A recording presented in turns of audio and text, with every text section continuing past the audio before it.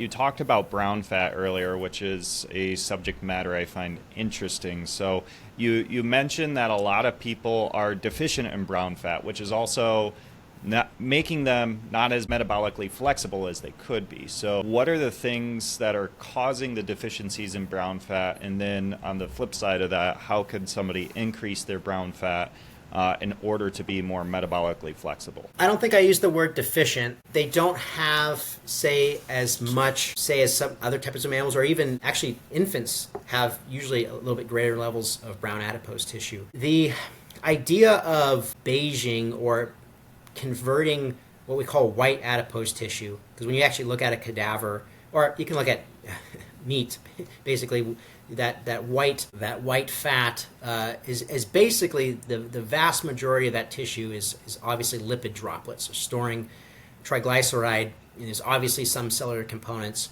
but it's mostly just drops of fat. Brown adipose tissue has a lot of mitochondria and it has more vasculature, basically more capillaries that gives it that brownish color. And the lipid droplets are much smaller, meaning that you have a surface area amenable to pulling that fat out for usage quite quickly. Now, this discussion on increasing or beiging white adipose tissue, cold exposure, there seems to be some science behind that. Also, as well as exercise. I mean, these are all very basic things that you can do. There does also seem to be a genetic component to how much you can express. Those that might be adapted to colder environments, just over genetically are going to have a greater predisposition to accumulate that versus those that are more around the equator. But it's basic. It's basic lifestyle things, honestly, and the potential of that is going to vary.